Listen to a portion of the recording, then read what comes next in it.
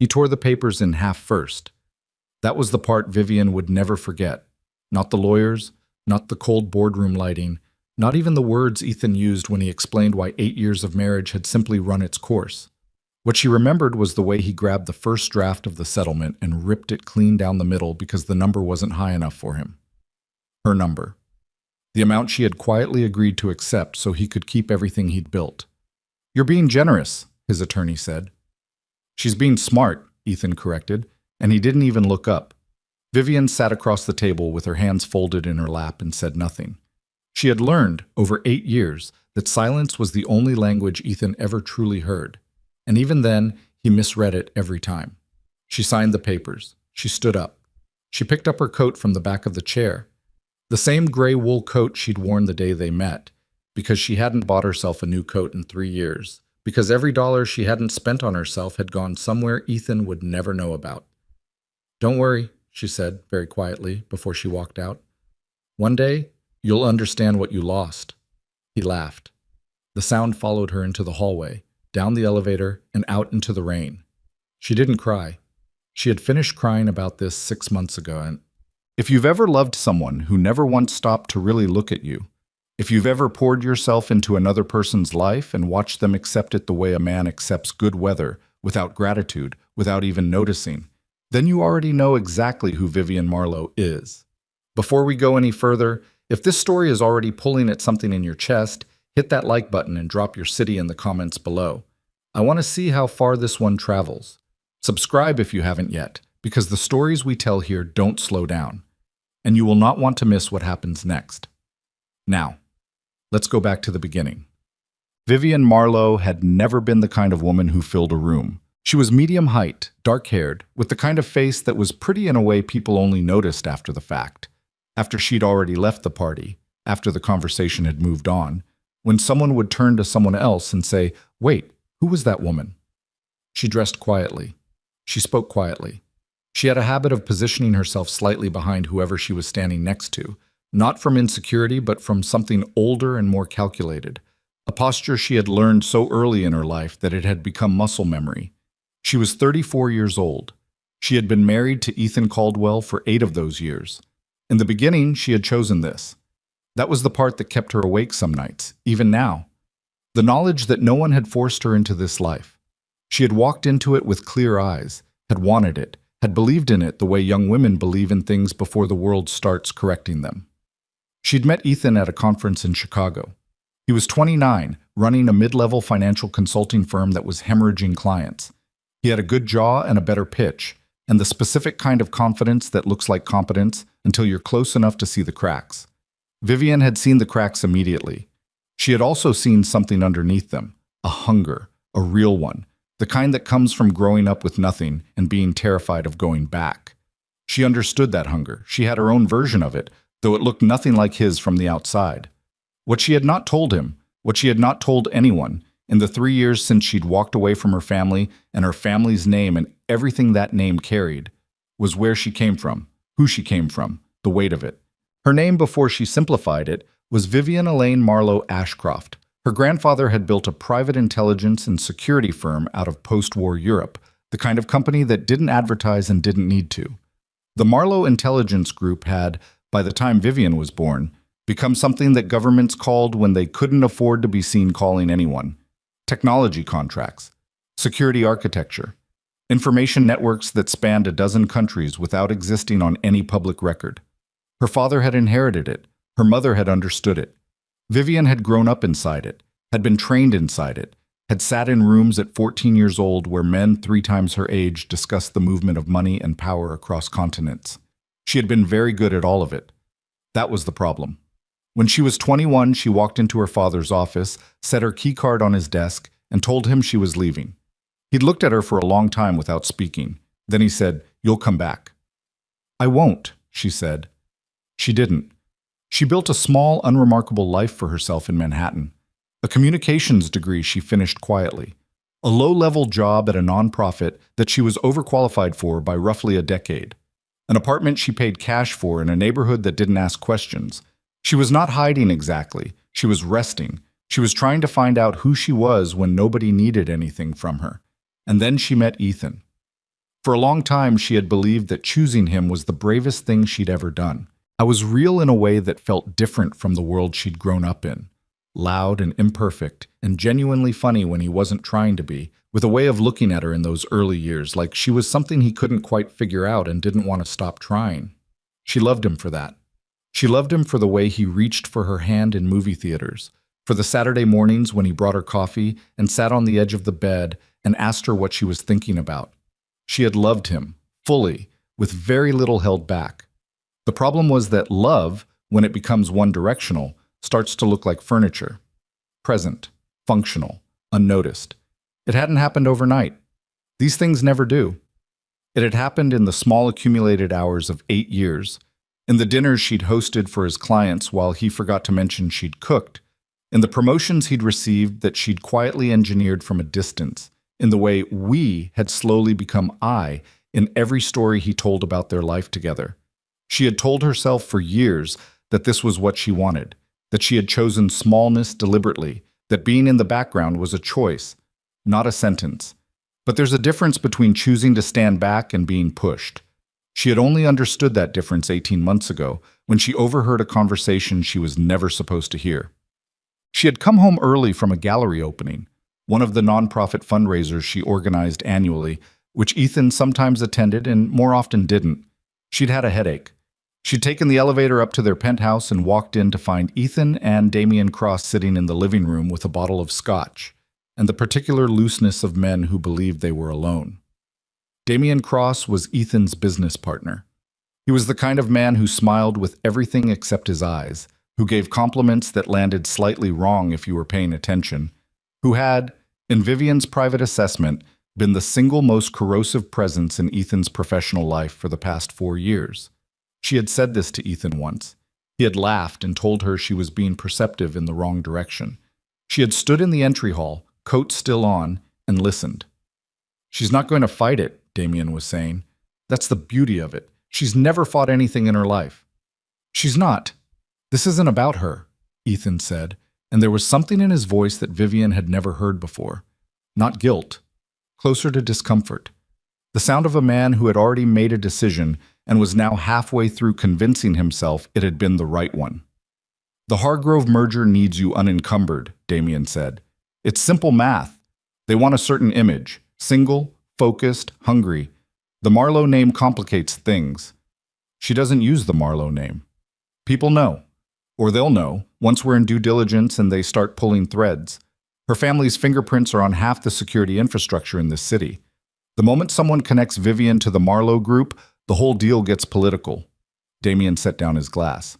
"You end this cleanly, you get the merger. The Hargrove people bring in Marlowe Group assets as part of the restructure, except you'll be positioned to negotiate that access. You'll have leverage you don't have now." A long silence.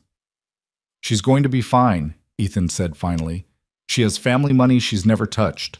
She'll be fine." Vivian had stood very still in the entryway for what felt like a long time. Then she had walked very quietly back to the elevator, gone down to the lobby, and sat in the car she'd called without remembering to call it, and she had thought. Not cried. Thought. She was very good at thinking. She always had been. By the time she understood the full shape of what Damian had planned, she was not surprised. She was not even particularly wounded, which was itself a kind of revelation. The confirmation that she had already known, somewhere underneath everything, that the man she'd married had traded her in exchange for a business arrangement and had told himself it was personal growth. What Damian didn't know, what Ethan didn't know, was what Vivian had been doing for the past 8 years while she stood quietly in the background. She had never stopped working. She had simply stopped being visible. The first time she intervened in Ethan's business, it was 2 years into their marriage, when a mid-sized hedge fund began quietly acquiring Caldwell Consulting's largest client accounts through a series of lateral moves that Ethan's team never saw coming. Vivian saw it immediately. She had made 3 phone calls, all to people from her previous life, contacts she had kept carefully and used rarely, and the acquisition quietly collapsed. Ethan's client stayed. He never knew why the threat had evaporated. It happened again 18 months later, differently, when a competitor tried to poach Ethan's lead analyst by leaking an internal conflict report to an industry publication. Vivian located the source of the leak before Ethan's PR team had finished panicking, applied the right quiet pressure in the right quiet place, and the story died before it published. Ethan had credited good luck and a sympathetic editor. She had let him. Over 8 years, she had done this perhaps a dozen times in ways small and large. She had never done it because she expected recognition. She had done it because she loved him, and because the skills she carried were a weight she'd never fully put down, and because there was a specific satisfaction in solving problems cleanly and completely, and without anyone ever knowing you'd been involved. She had not understood, until that night in the elevator, that she had been protecting a man who was, at that very moment, dismantling her. She filed for divorce 3 weeks after she heard the conversation. She did not tell Ethan what she knew. She let him believe it was a mutual dissolution. She accepted the settlement he offered, far less than she was legally entitled to, far less than she needed, because she was not interested in the money. She was interested in what came next. And Damian Cross, who had built his entire strategy on the assumption that Vivian Marlowe was a quiet woman with nothing to go back to, had no idea what was about to find him. The morning after the divorce was finalized, Vivian woke at 5:30 in a hotel room in Midtown. She had vacated the penthouse 3 days earlier and made a single phone call. The person on the other end picked up before the second ring. "I need to come in," she said. A pause. Then, "We wondered when you'd call. I have conditions." "Of course you do." The voice on the other end was older, accented slightly in a way that had never quite aligned with any single country. "Come in, we'll hear them." She hung up. She ordered coffee. She sat by the window and watched Manhattan begin its morning in the rain, all those thousands of people rushing toward their days, and she thought about the last time she had felt fully, completely like herself. She thought she might be close to that feeling again. 3 days after the divorce papers were signed, a black and gold superyacht materialized in Manhattan Harbor. The vessel was 165 meters. It had its own helipad, its own submarine bay, its own onboard security detail that outnumbered the crew of most small naval vessels. Its presence in New York waters required the kind of clearances that didn't go through normal channels, which was perhaps why no one at the Harbor Authority could quite explain how it had arrived, where it arrived, when it arrived, without generating a single routine notification. The maritime press identified it within the hour. The name on the hull was Meridian. The registration traced back through 4 layers of corporate structure to a holding company in Malta, which traced back to a private trust in Monaco, which traced back, after the kind of digging that most journalists gave up on, to a single individual, Lucian Voss. The name landed in newsrooms the way a match lands in a dry field. Lucian Voss was 41 years old and had not been photographed publicly in 3 years. He ran, according to what could be credibly sourced, an international private financial network that moved billions across borders with the efficiency and opacity of weather. According to what could not be credibly sourced but was widely believed, that network had its fingers in arrangements that governments preferred not to examine directly. He was not a man who attracted attention voluntarily, which made what happened next genuinely difficult for anyone who witnessed it to process. At 11:47 in the morning, the Meridian's main gangway extended to the dock. Lucian Voss stepped off the yacht surrounded by 8 security personnel, calm, unhurried, as though he were simply continuing a conversation that had briefly moved outdoors.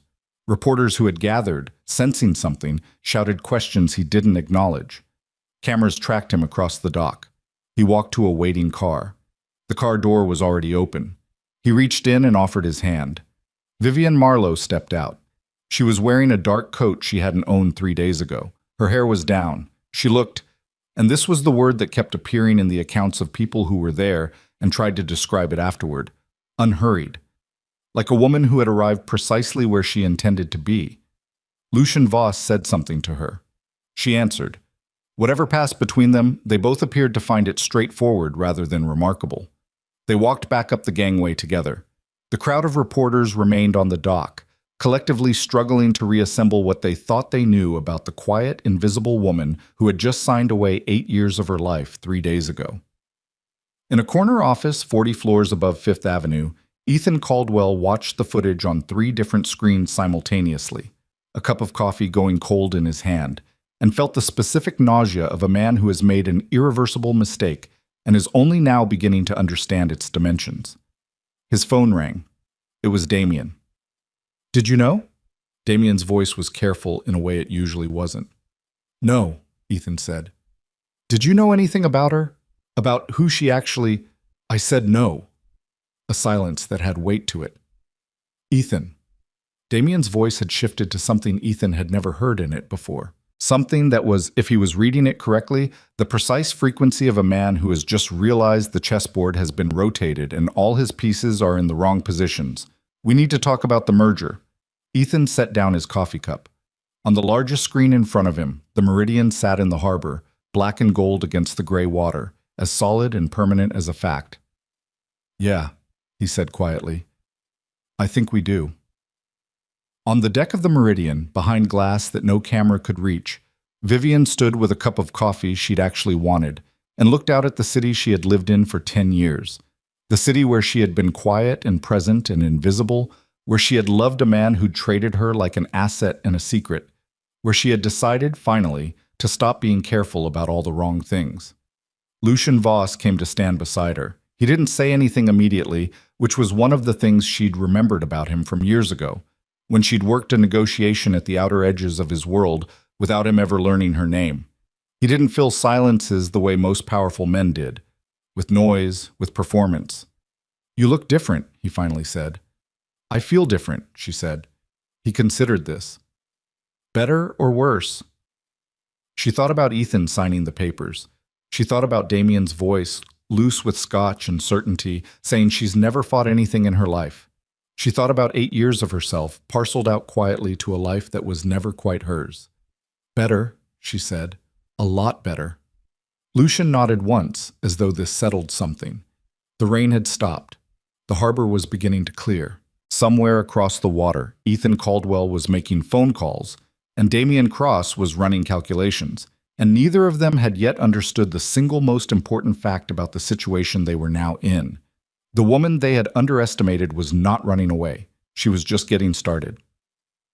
The call Damien Cross made at noon went unanswered. He tried again at 12:15, then 12:30. By 1 o'clock, he had called 6 different numbers. The 2 attorneys handling the Hargrove merger paperwork, his contact at the financial clearinghouse they used for the restructure documentation, and the private investigator he'd kept on retainer for the past 14 months, whose entire job had been to monitor Vivian Marlowe's movements and report back anything that looked like trouble. None of them picked up. Damien sat at his desk on the 38th floor of the Caldwell Cross building and looked at his phone and felt something he hadn't felt in a very long time. It was not quite fear. It was the thing that lives just before fear, in the moment when a man who has always controlled the variables suddenly cannot locate the variables. He pulled up the harbor footage on his laptop, watched it again. Vivian stepping out of the car. That coat. The way she moved. Not hurried, not triumphant, just settled, like a woman who had finally found the right gear and shifted into it. Lucian Voss beside her, one hand briefly at the small of her back, proprietary in the specific way of a man who does not make gestures he doesn't mean. Damien had done his research on Lucian Voss. Everyone in his circle had done their research on Lucian Voss, because you did not operate at the level Damien operated without understanding the landscape. And Lucian Voss was, in the landscape, something close to a geological feature, present, permanent, and capable of redirecting everything around him without appearing to move. What Damien had not researched, because it had not occurred to him to research it, was any connection between Lucian Voss and the quiet woman he had just finished using as a chess piece. He opened a new search, typed in her name, then Voss's, then both together. Nothing surfaced, no photographs, no shared events, no corporate overlap in any public record, which meant, if there was a connection, it lived somewhere public records didn't reach. That was, Damien thought, a very specific kind of bad. His desk phone rang. He picked it up. "We have a problem," said the voice on the other end. It was Gerald Fitch, the lead attorney on the Hargrove deal, and he sounded like a man calling from the bottom of a well. "Tell me." "Hargrove's team has requested a pause on due diligence." Damien went very still. "Define pause." 48 hours. They cited new information that requires internal review." Gerald paused. "Damien, they used the phrase material concerns regarding principal background. That's not standard language.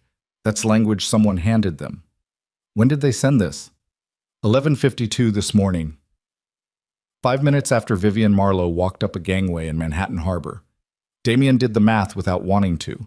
The equation was not complicated and the answer was not good. Get me a meeting with Hargrove himself, Damien said. Not his team, him. He's not available until… Gerald. Damien's voice dropped to something flat and precise. Get me the meeting. He hung up. He stood. He walked to his window and looked out at the city that had, until approximately 4 hours ago, been arranged in a manner he understood and could predict. He thought about the private investigator who wasn't answering his phone. He thought about a woman who had spent 8 years being invisible, and whether invisibility, in her case, had ever actually meant absence. He thought, how long was she watching us before we started watching her? He didn't have an answer. That was the part that made his jaw tighten until it ached. Ethan arrived at the office at 2 in the afternoon, which was late for him, and wrong enough in its rhythm that his assistant, a composed young woman named Petra, who had worked for him for 3 years and prided herself on reading a room accurately, took one look at him when he stepped off the elevator and said nothing at all. He went directly to his office. He closed the door. He stood at the window, the same view Damien had been standing at 40 minutes earlier, though neither of them knew this, and he stayed there for a while, not thinking exactly, just processing the particular texture of the morning. He had watched the harbor footage 11 times. Each time he had tried to identify what it was about the image of Vivian stepping out of that car that hit him the way it hit him. It wasn't jealousy, or not primarily. It wasn't even shock, though there was shock in it. It was something more disorienting than either of those things. It was the sensation of looking at someone you thought you knew completely and realizing that the image you'd been carrying of them was a photograph, flat, static, bounded by a frame, while the real person had been moving in 3 dimensions the entire time. He had been married to her for 8 years. He had not known her at all. The thought sat in his chest like a stone. His door opened without a knock. Damien walked in and closed it behind him, and Ethan turned from the window and looked at his partner, really looked at him, maybe for the first time in months, and registered the tight set of Damien's jaw, the slight pallor under his tan, the way he moved to the chair across from Ethan's desk and sat down without being invited, like a man claiming territory he was no longer sure he held. Hargrove paused due diligence, Damien said. Ethan already knew. Petra had forwarded him the email at 1:15. I saw. The timing is not a coincidence. No, Ethan said. It's not. Damien leaned forward, elbows on his knees. What do you actually know about her? About her family? Ethan was quiet for a moment. This was the question he'd been sitting with all morning, and the honest answer was one he was not comfortable delivering, because the honest answer was less than I thought and less than I should have for a man who spent 8 years sleeping next to someone. Her family had money, he said carefully. Old money, private sector, something in security and consulting. She walked away from it before I met her. I never pushed the details. Why not? Because she didn't want to talk about it, and I respected that. He heard how that sounded as it came out. I thought I respected that. Damien stared at him. The Marlowe Intelligence Group, he said slowly, like he was reading from a document. Private security architecture, government-adjacent contracts across 12 countries. Estimated operating value somewhere between 4 and 8 billion, depending on whose estimate you believe, because their actual financials have never been public. He paused. Vivian's grandfather built it. Her father runs it now. She was being groomed to take over when she was 21 years old, and then she disappeared. The room was very quiet. How long have you known this? Ethan said. Since this morning. Damien's voice had an edge to it. Since I started making calls I should have made 14 months ago when I first started planning the restructure. You built this entire strategy around her, Ethan said.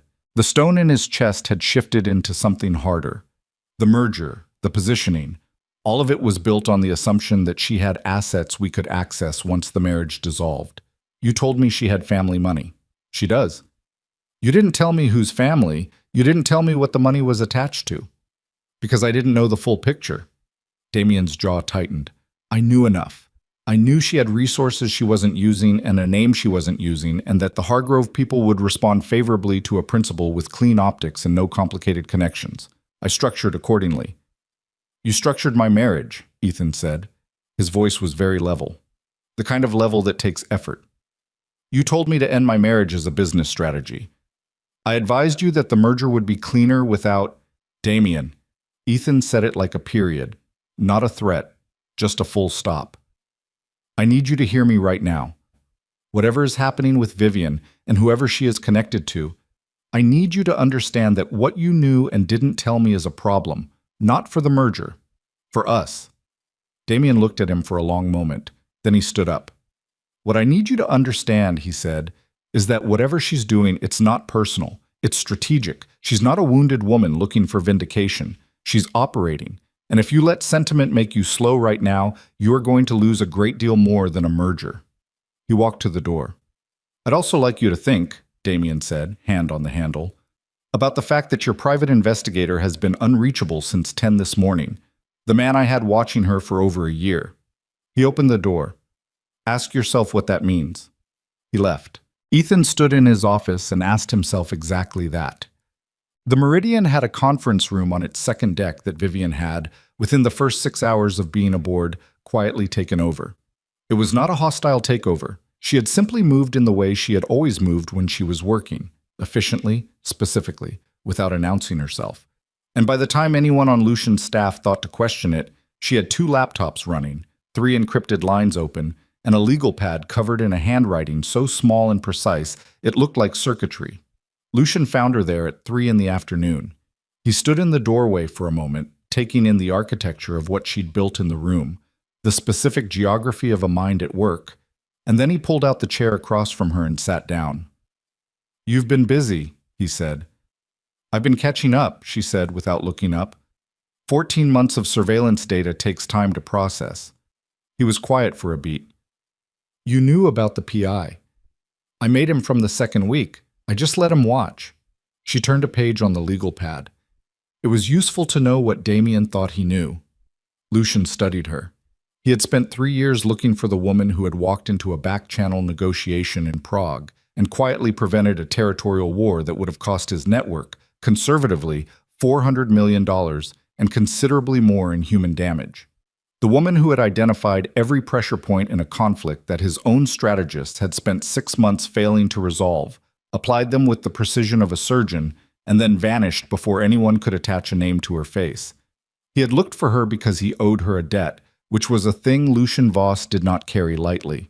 And he had looked for her because, in 30 years of operating in spaces where competence was the only currency that mattered, he had encountered very few people who operated at that level.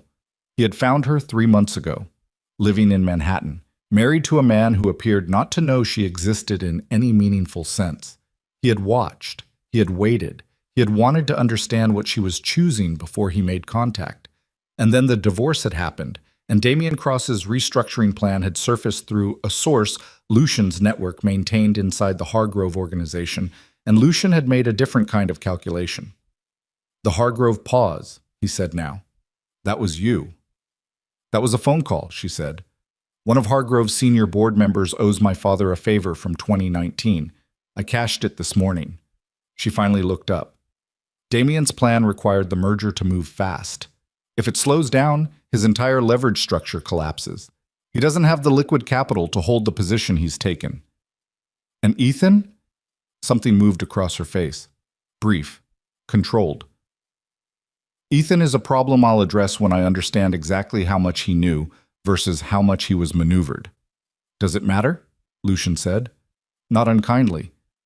Knowing the difference? Yes, she said simply. It matters to me. He accepted this. He had learned, in the 3 months he'd been watching her from a distance, that Vivian Marlowe drew these kinds of distinctions carefully and held them seriously, and that trying to talk her out of a distinction she'd already drawn was a waste of everyone's time. My people identified 2 of Damien's secondary contacts this morning, Lucian said, sliding a folder across the table. The financial clearinghouse he uses for the restructure documentation runs through a shell in the Caymans that connects back to a larger network. It's not clean. Vivian opened the folder, read the first page in approximately 15 seconds. How not clean? Regulatory gray at the near end, genuinely criminal at the far end. He paused. The kind of criminal that carries consequences for anyone whose name is attached to it. She turned to the second page. Her expression didn't change, but her hand went very still on the paper, and Lucian, who had learned to read stillness, watched it. "This account," she said, pointing to a line on the second page. "The one running through the Seychelles subsidiary." "What about it?" "I've seen that routing number before." She set the folder down. Her voice was careful in the specific way of someone being careful about a thing that genuinely surprised them. Damien didn't build this structure for the Hargrove merger. This was already running. He's been running this for at least 3 years. She looked up at Lucian. "He built the merger around infrastructure that already existed. He needed my family's name attached to the restructure because he needed legitimate cover for something that was already in motion." The room was very quiet. "He wasn't using me to access my family's assets," she said slowly, working it through as she said it. "He was using me to launder his connection to them. If I'm attached to the deal, any scrutiny of the Marlowe name reads as due diligence rather than investigation. It goes through me and stops there because everyone assumes I'm the party with the legacy assets." She closed the folder. "He was going to use my name as a firewall." Lucian said nothing. He had reached this conclusion 40 minutes ago and had wanted to see how long it took her to reach it independently. 11 minutes, with a folder she'd never seen before. He noted this. "Ethan didn't know," she said. "It wasn't a question exactly." "Probably not the full picture," Lucian agreed. "But he knew enough. He knew Damien wanted me out of the deal, and he chose not to ask why." She stood up and walked to the window. The harbor moved gray and slow beyond the glass. That's its own kind of knowing. She stood there for a moment, then she turned back to the room, and the expression on her face had settled into something Lucian recognized. Not anger, not grief, but the particular clarity of a person who has finished the emotional portion of a problem and moved into the operational portion. "I need access to your legal team," she said, "and I need to make a phone call to my father." Lucian raised an eyebrow slightly. "I thought you and your father were complicated," she said. "We're complicated. That doesn't mean we're not useful to each other." She picked up the legal pad. "Damien Cross has been building towards something for 3 years. I want to know what the full shape of it is before he realizes I'm looking." "And when he realizes?" "He'll move fast," she said. "He always does when he's scared. And scared people make mistakes." She paused at the door. "I just need to make sure I'm in the right position when he makes his." Ethan called her at 4:47 in the afternoon. She let it ring through to voicemail. She listened to the message while she was waiting for her father's assistant to connect the call she'd placed to Geneva. Ethan's voice on the voicemail was not what she'd expected. She had expected the version she knew best. Composed, slightly formal, the voice of a man who taught himself to perform control because he'd grown up without it. What she heard instead was something rawer than that. Stripped down. "Vivian." A pause. I don't know what to say. That's probably obvious." Another pause. "I watched the footage from the harbor. I've been sitting here all day trying to figure out what I actually know, which is apparently not much."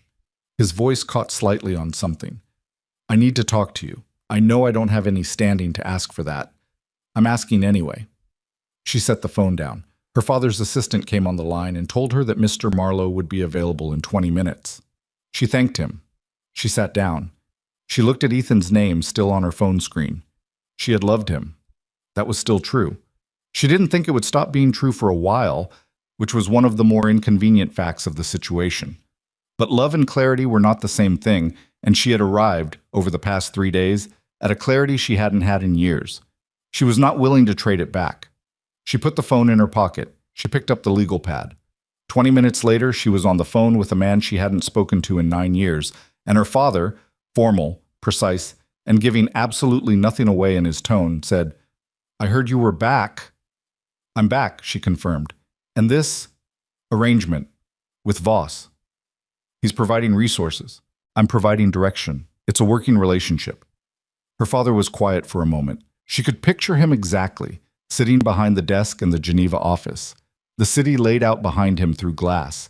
The particular stillness he brought to every conversation that required him to recalibrate. "You know what Damien Cross has been running," he said. It was not a question. Vivian went very still. "You know about Cross?" "We've been watching the Hargrove restructure for 8 months, her father said, with the calm of a man delivering information he's been holding for exactly the right moment. We were trying to understand who was going to walk through the door attached to it. And when you saw it was me, we waited, he said. I wanted to see what you would do. The silence that followed had years in it. Vivian sat with it for a moment, sorting through what she felt. Anger, yes, and something older than anger, the deep, complicated grief of a daughter who had spent a decade trying to get out from under a man who apparently never stopped watching.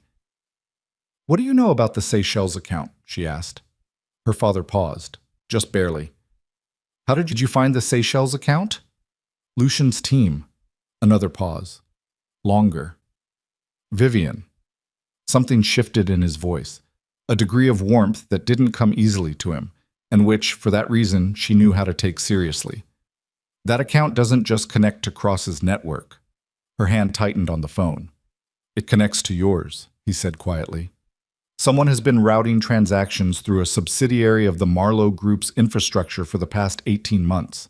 Small amounts, irregular intervals, the kind of pattern that looks like noise until you know what you're looking for. The room tilted slightly. Vivian kept her voice flat. Someone inside the group.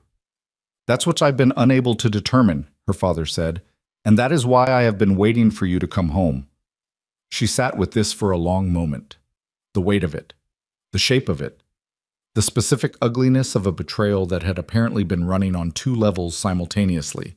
Damien Cross from the outside, using her name as a shield, and someone inside her own family's organization running transactions that would, if discovered, be traced directly to her. She had walked into this thinking she was exposing one man's scheme. She was looking at something considerably larger. I'm coming to Geneva, she said. I'll have the car meet you, her father said, and the fact that he didn't argue, didn't push, didn't try to extract conditions, just said yes, simply, after 9 years, told her more about the seriousness of what they were facing than anything else he'd said. She hung up. She stood. She walked back to the window and looked out at the harbor, at the city, at the last light going gold and cold across the water. Behind her, the door opened. Lucian came in without speaking, read the room in the way he did, and waited. I need to get to Geneva, she said. The helicopter can be ready in 40 minutes. There's something running inside the Marlowe group, she said. Someone inside has been feeding transactions through our infrastructure into Damien's network. She turned around. Whoever it is knew I was connected to Ethan. They've been using that connection, using my name, using my absence from the organization. They needed me out of the picture to keep it clean. Lucian was very still. Then Damien approaching Ethan about the divorce. Wasn't just Damien's idea, she said. Or if it was, someone made sure it was. Someone made sure I was pushed out before I could look too closely at anything. She met his eyes. I wasn't collateral damage in someone's merger strategy. I was the target. Getting me out of the marriage, out of any institutional connection, making me look like a discarded wife with no standing, that was the objective. Everything else was cover. The words landed in the room and stayed there. Lucian looked at her for a moment, then, Do you know who? Not yet, she said, but I know who would know. She picked up her phone. She pulled up Ethan's number. This time she called it. He picked up on the first ring, like a man who had been holding the phone, waiting. I'll meet you, she said. Once, tonight, and you're going to tell me everything Damien ever said to you about my family. A silence. Then quietly, Okay. Ethan. Her voice was not warm, but it was not cold either. It was the voice of someone being precise. Whatever you tell me, I need it to be the truth, not the version that makes you look better, the actual truth. A longer silence. Yeah, he said, and his voice was the voice from the voicemail. Stripped down, unguarded, the voice of a man who had run out of road and knew it. I think that's probably overdue. She ended the call. She set the phone down on the table. 40 minutes to Geneva. One conversation with Ethan tonight. A traitor somewhere inside the institution her grandfather had built, currently believing they had successfully removed Vivian Marlowe from the equation. They had made, she thought, a very expensive mistake. She picked up the legal pad and began to write. They met at a restaurant in the West Village that Ethan had chosen, which told Vivian something before she even walked through the door. It was the place they'd had their first real dinner together, 8 years ago. Not a date exactly, more a collision, two people ending up at adjacent tables during a thunderstorm, and talking until the staff started stacking chairs around them. She had never told him that she remembered every detail of that night. She had let him believe it was an ordinary evening that had simply gone well. The fact that he'd chosen this particular restaurant meant he had been thinking about that night. It meant he was coming to this meeting with something he wanted her to feel before he said anything. She filed this away and walked in. He was already there, at a corner table, and he looked like a man who had not slept and was not planning to pretend otherwise. There were no lawyers, no prepared statements. Just Ethan Caldwell, 42 years old, sitting with his hands wrapped around a glass of water, looking up when she came in with an expression that was not quite guilt and not quite grief, but contained elements of both. She sat down across from him without removing her coat. "Thank you for coming," he said. "I'm not here for courtesy," she said. "I'm here for information." He nodded. He had expected this. She could see it in the way he didn't flinch. "Damien," she said, "start from the beginning, not the version you've told yourself, the actual sequence of events." He was quiet for a moment. Then he started talking. "It had begun," he said, "approximately 22 months ago. Not with the merger, earlier. Damien had come to him with a concern about the company's positioning, about how certain institutional investors were viewing Caldwell Cross relative to competitors, about the specific friction that came with being a mid-sized firm trying to compete in spaces dominated by larger, better-connected players. The conversation had been strategic, professional, abstract. He had not thought much of it. Then, gradually, over subsequent months, the conversations had shifted. Damien had begun to raise questions about Vivian.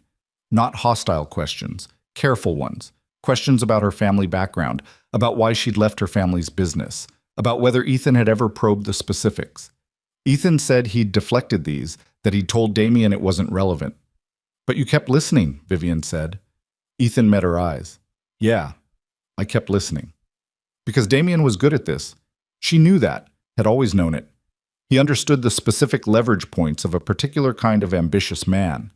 He understood that if you raised a doubt quietly enough, and often enough, and in the right order, a man would eventually build his own case without being pushed. Ethan described the progression in terms that were honest enough to be uncomfortable. The first suggestion that the Hargrove people valued a certain kind of clean profile. The second suggestion that Vivian's family background, even kept quiet, carried risks in due diligence. The third, softer suggestion that maybe the marriage had run its course anyway. That maybe what had seemed like love was actually two people who had grown into different shapes without noticing. "He didn't tell me to divorce you," Ethan said. His voice was careful, not defensive, just careful, the way a person is careful when they're trying to be precise about a thing they're ashamed of. "He gave me 100 reasons to decide it myself." "And the assets," Vivian said. "What did he tell you about what you'd gain?" "He said the Hargrove restructure would give me access to legacy security contracts that my family connections would help broker." Ethan paused. "He said your family connections. He said your name would open doors even if you weren't in the room. He was going to use my name without me. He said it was standard practice, that the Marlowe name in the background of the restructure would signal credibility to Hargrove's board without requiring you to be involved directly." He set down his water glass. "I told myself that was a technicality, that it wasn't using you. But you knew." "I knew enough," he said. And this time there was no qualification in it, just the flat, tired acknowledgement of a man who had done a thing and was past the point of explaining it away. Vivian sat with this for a moment. The restaurant was quiet around them, that particular early evening quiet before the dinner crowd arrived, just the sound of the kitchen and someone's muffled laugh from behind the bar. "Did Damien ever mention anyone else?" she asked. "Anyone connected to my family? Any name that came up in the context of the Marlowe group?" Ethan frowned. "What do you mean?" "I mean, did he ever indicate that he had a source? Someone with access to internal information about the group, someone who was helping him understand the structure of what my family runs?" Ethan's frown deepened. "I was thinking, genuinely thinking, not performing consideration." She had always been able to tell the difference.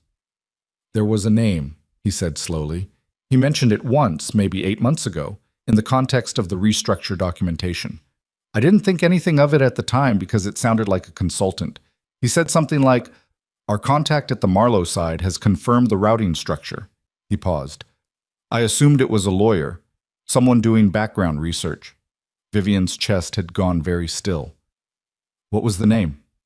Ethan thought for another moment. Ashton, he said. I think Ashton or Ashford, something like that. The word landed in Vivian's body before her brain had fully processed it. A cold drop of something that started at the base of her throat and moved downward. She kept her face completely neutral. She was very good at this. She had been trained for it. Are you sure? She said. Not 100%, Ethan said. It was one word in one conversation. Why? It's nothing, she said. Keep going. He kept going. She stopped hearing most of it. Ashton Marlowe was her cousin, 38 years old, had worked inside the Marlowe intelligence group for 11 years, had, as of the last information Vivian had from her father's office, been serving as the deputy director of the group's financial infrastructure division, which meant he had access to exactly the routing structures that someone would need access to in order to run the kind of transactions her father had described. He was also the person who, at the family meeting where Vivian announced she was leaving the group, had been the most visibly supportive of her decision, the warmest. The one who had hugged her at the door and said, "You deserve to find out who you are outside this place." She had thought at the time that it was kindness. She was beginning to understand it had been relief. She excused herself from the table and walked to the restroom and stood at the sink and ran cold water over her wrists for 30 seconds. Not distress exactly, more a recalibration, a physical reset of the kind she'd learned to use when a situation required her to be sharper than her emotions wanted to let her be. She looked at herself in the mirror. Dark coat, dark hair, face that gave nothing away. You deserve to find out who you are outside this place. 11 years Ashton had been inside the group. 11 years of access, of positioning, of being the reliable second, the steady, competent cousin who never seemed to want the top seat, who supported Vivian's departure with such warmth, who had, in the years since, maintained a respectful distance that she had always attributed to giving her space. He had been running transactions through group infrastructure for 18 months, according to her father, which meant he had started 8 months after Damian Cross began his quiet campaign to move Vivian out of Ethan's life. The timeline fit. It fit the way things fit when they've been designed to fit. She dried her hands. She walked back to the table. She sat down and looked at Ethan and said, without any particular inflection, "Did Damian ever ask you specifically about my relationship with my family? About whether I was in contact with my father or anyone in the group?" Ethan thought about it. "Yeah, a few times. He'd ask how estranged you were. I told him you didn't talk to them." He paused. He seemed satisfied by that. "Because it meant no one was checking," she said quietly. "Checking what?" She didn't answer this directly. "One more question. The private investigator he had watching me, do you know who hired him? Damian or someone else?" Ethan looked confused. "I didn't know there was a PI." "There was a PI," she said, "for 14 months. She watched his face. The confusion was genuine. She was certain of that. "Thank you, Ethan. That's what I needed." She stood up. "Vivian." He said her name the way he had on the voicemail, raw, without architecture. "I'm sorry, I know it doesn't do anything, but I am." She looked at him for a moment. The man she had loved, the man who had, with 1 part knowledge and 3 parts willful blindness, handed her to people who wanted to use her name like a key and leave her behind a locked door. "I know you are," she said, and she meant it. That was the complicated part. She believed the apology was real. She also believed that real apologies, when they arrive 18 months too late, are not primarily for the person receiving them. She walked out into the evening. She called Lucian from the car. He picked up immediately. "Ashton Marlowe," she said. "My cousin, Deputy Director of Financial Infrastructure at the group. I need everything your team can pull on him in the next 2 hours." A pause. She could hear Lucian processing the name, the relationship, the implication. "Your cousin." "My cousin." "How certain are you?" "Certain enough to be moving," she said. "Not certain enough to act on it yet." She looked out the car window at the city sliding past. He had access, motive, and timing, and Damian used a name, 1 word, 1 conversation that sounds close enough to be him. "Close enough isn't—" "I know," she said. That's why I need your team on it tonight. Another pause. There's something else, Lucian said, and his voice had shifted into a register she recognized. The register of a man who is about to deliver information he wishes he didn't have. My people flagged something an hour ago. I was waiting to tell you in person. Tell me now. The PI we burned this morning, the one Damien had watching you. We pulled his client history when we made him. His retainer didn't come from Damien's firm. Vivian went still. It came from a private account in Zurich, Lucian said. The account belongs to a numbered trust. We traced the trust. He paused. Vivian. The trust is administered by Ashton Marlowe. The car moved through the city. She sat with the information. So it had not been Damien who ordered her surveillance. It had been Ashton. 14 months of a man watching her daily movements, her contacts, her behavior, not on Damien's instruction, but on her cousin's. Ashton had been watching her from the moment he began running transactions through the group's infrastructure, ensuring she remained unaware, remained distant, remained the quiet, discarded woman in New York, who had no institutional standing and no reason to look. And when Damien's plan to remove her from Ethan's life had materialized, Ashton had been the one to ensure it succeeded. Not just by running financial interference through the group's systems, but by actively monitoring the target, managing the risk, ensuring the walls stayed up. He's been running me, she said. Her voice was flat. Not shaking, she wouldn't let it shake, but flat in the way a thing is flat when the emotion behind it is too large for a normal register. 14 months, he's been tracking every move I made. Yes, Lucian said quietly. He knew I left the group to disappear. He knew if I stayed gone and stayed small, there was no threat. And when Damien started building toward the merger, he saw an opportunity, Lucian said. Your name attached to the restructure, your connection to the group's infrastructure, your absence from any oversight role. It was an almost perfect architecture. He would route the dirty capital. Your name would provide the institutional buffer. Damien would complete the merger and take the external heat if anything surfaced, and Ashton would remain buried inside the group with clean hands. Except I didn't stay small, she said. Except you didn't stay small. She closed her eyes briefly. Behind them, she saw Ashton at 26, sitting across from her at a family dinner, laughing at something she'd said, refilling her water glass without being asked. She saw him at the door when she left, that hug, the warmth of it.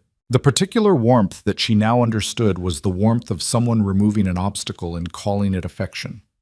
She had trusted him. Not deeply. She had never trusted anyone inside the group deeply, had learned too early that trust inside that world had a cost structure. But she had trusted him in the specific way of cousins, that easy background assumption of shared loyalty. She opened her eyes. I need to get to Geneva faster, she said. How quickly can the helicopter be ready? 30 minutes, Lucian said. Make it 20. She ended the call. She sat in the back of the car in the dark, and she breathed slowly, deliberately, the way she had been taught to breathe in rooms where panic was a liability. She was not panicking, but she was doing the thing that lives adjacent to panic, the rapid reassessment of a situation whose parameters have fundamentally shifted. She had come into this believing she was dealing with a man on the outside of her life who had used her as a pawn. She was now looking at a man on the inside who had been managing her as an asset and a threat simultaneously for well over a year while sitting inside the institution her grandfather built. And her father had known something was wrong for 8 months and had said nothing, had waited, had wanted to see what she would do. She thought about that, in the car, in the dark. The patience of a man who had spent 30 years running an intelligence operation and had applied that same patience to his own daughter, who had watched, from a distance, while his niece's son dismantled the architecture of Vivian's life, and had said nothing because he was waiting for her to come home on her own terms. The question she couldn't yet answer was whether her father's silence had been strategic or whether it had been something colder, whether he had been protecting the institution or protecting himself, whether he knew and let it run because an active threat inside the group was more useful monitored than removed, and whether Vivian, in her father's calculation, had simply been acceptable collateral until she chose to come back. This was the thought she was carrying when the car pulled up to the helipad on the west side, and this was the thought that was still with her when the helicopter lifted off 23 minutes later, the city tilting away beneath her, Manhattan going to grid and light below. She landed in Geneva at 6:40 in the morning, local time. The Marlowe Group's European headquarters occupied the top 4 floors of a steel and glass building on the edge of the financial district, deliberately unremarkable from the street, the kind of building that said nothing about itself and was designed to continue saying nothing indefinitely. She had grown up coming here. She knew every entrance, every stairwell, every camera blind spot. She came in through the main entrance. She did not warn anyone she was coming. Her father's assistant, a different assistant than she remembered, younger, with the specific composure of someone who had been briefed to remain composed regardless of what arrived in front of him, looked up when she walked off the elevator and visibly recalibrated in real time. She gave him no opportunity to speak. "Is he in?" she said. Yes, but he has a... Tell him Vivian is here." The assistant picked up his phone. She walked past him to the inner office door and opened it. Her father was standing at the window. Geneva below him, the lake in the distance, the Alps in the early morning light behind it all. He turned when she came in. He had aged in 9 years, but not in the way she'd feared. He was still angular, still sharp-eyed, still carrying himself like a man who believed the room would arrange itself around him if he waited long enough. He looked at her for a moment. Then he said, "You know." "Ashton," she said. He was quiet, a specific kind of quiet that she knew how to read. Not confirmation exactly, not denial. The quiet of a man weighing what he's about to say against what he's already decided. "When did you know?" she said. 8 months ago, he said. "A pattern in the infrastructure audits, small enough to miss if you weren't looking for it. And you were looking for it." "I'm always looking," he said.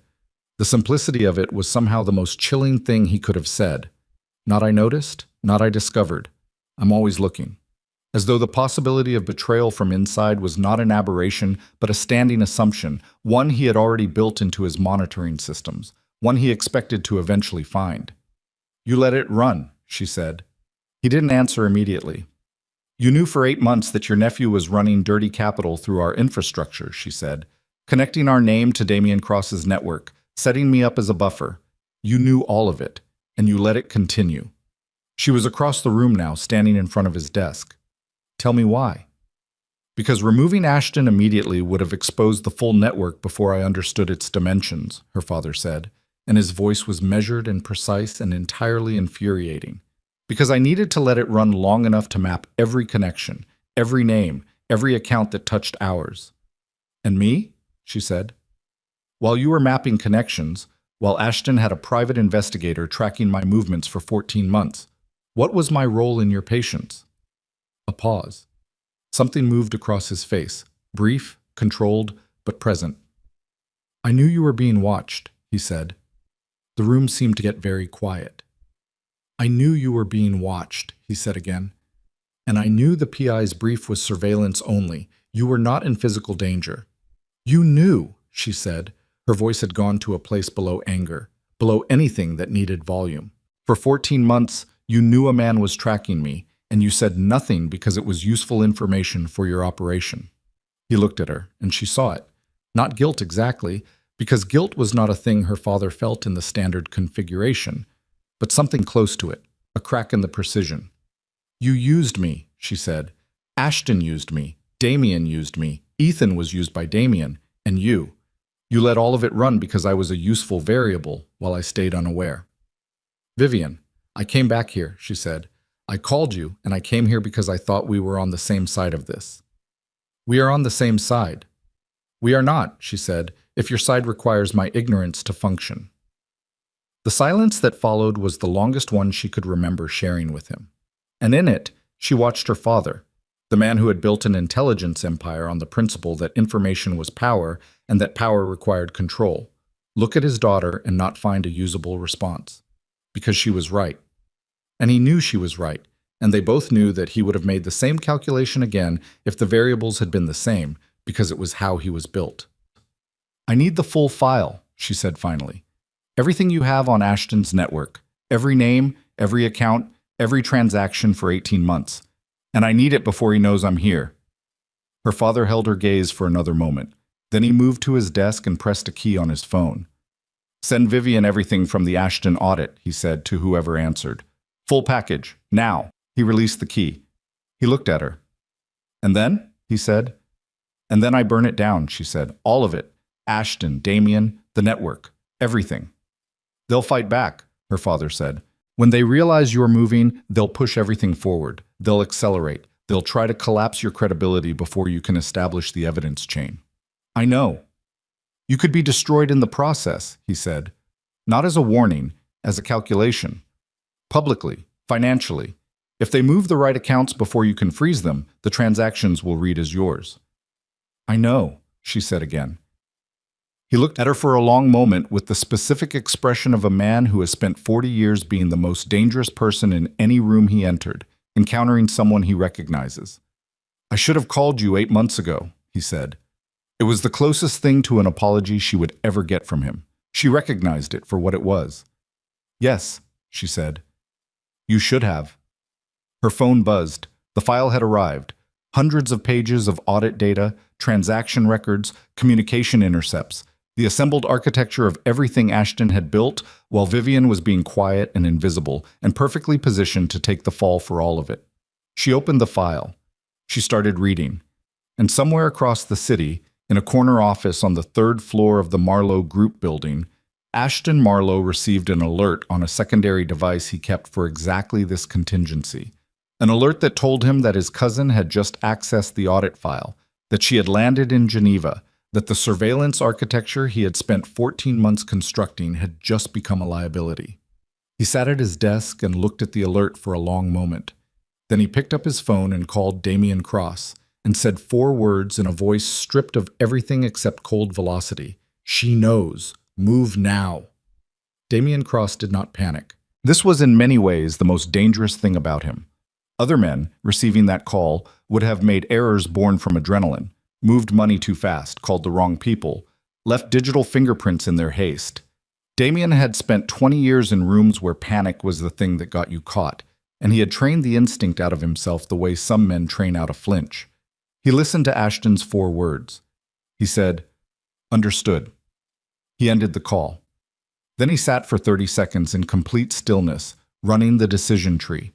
Vivian had the audit file, which meant she had the transaction records, which meant she had, at minimum, the shape of the network, the routing structure, the account numbers, the 18 months of carefully constructed financial architecture that connected Ashton's access to Damien's operation.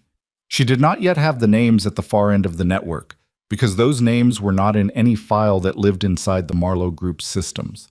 Those names lived only in Damien's memory and in a single encrypted server that had never been connected to anything traceable. He had perhaps 6 hours before she could build enough of an evidence chain to take to anyone with the authority to freeze accounts. Possibly 8, if Lucian's legal team moved slower than he expected. 6 hours was enough. Barely. But enough.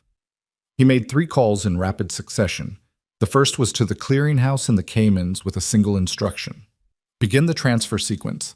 Authorization code 77 alpha, which would move the critical capital through 4 intermediate accounts and out the far side into structures that could not be touched by any jurisdiction Vivian could reach quickly. The second call was to a man in Brussels whose specific value was his ability to file regulatory complaints with the kind of documentation that looked authoritative and took weeks to disprove.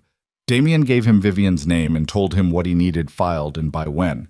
The third call was the one that cost him something, because the person on the other end of it was not someone Damien Cross called unless he was out of cleaner options. "I need the package," Damien said when the line connected. A pause. "Which one?" "The Marlowe girl." Another pause, longer. "That's expensive." "I know what it costs," Damien said. "Do it." He hung up. He stood. He went to his safe, removed a passport and a drive, put both in the interior pocket of his jacket. He was not running. Running was for men who had no contingencies. He was repositioning. There was a difference, and the difference mattered, and he had always known this day was a possibility, which was why he had prepared for it 3 years ago.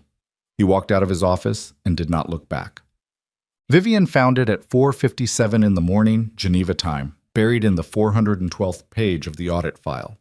She had been reading for hours, seated at a desk in a spare office her father had opened for her, coffee going cold at her elbow, the kind of focused consumption of data that most people couldn't sustain past the first hour. but that she had been doing since she was 16 years old, and her grandfather had set her down with raw intelligence files and told her the answers were always in the part people stopped reading before they reached. Page 412 contained a transaction log from 11 months ago. The routing was familiar by now. She had traced the pattern enough times in the preceding pages to recognize it the way you recognize a face. But on this page there was a secondary notation, a cross-reference that Ashton had apparently included in the original documentation and then attempted to obscure by embedding it in a metadata field that a standard audit review would never examine. She had examined it. The cross-reference pointed to an account number. The account number belonged to a trust. The trust had 3 beneficiaries. Ashton Marlowe was the first. Damian Cross was the second. The third name stopped her breathing for a full 3 seconds. It was her father's. Not a legacy account, not something inherited or structural, the kind of institutional connection that could be explained as routine. A beneficiary designation added 14 months ago, 1 month after Ashton began running transactions, with a signature authorization that matched her father's verified credentials. She sat very still and looked at the name on the screen. Her father was a beneficiary of the trust that was funding the entire operation. The trust that Ashton administered. The trust that had paid for the private investigator who tracked Vivian's every movement for over a year. She thought about the conversation in his office. "I knew you were being watched," said with something that looked like a crack in his precision, the closest thing to an apology she would ever get from him. She thought, or the closest thing to a performance. She stood up from the desk. She walked to the window. Geneva was beginning its morning outside, the lake going pale silver in the early light, the mountains clean and cold on the horizon, and she stood with her hands flat on the glass and made herself breathe slowly, made herself think rather than react, because reacting right now was the most dangerous thing she could do. She had come to Geneva because her father called her home. She had walked into this building because she believed they were on the same side. She had accepted the audit file because he offered it, had pressed a key on his phone and said, "Send Vivian everything, including page 412. She turned this over carefully.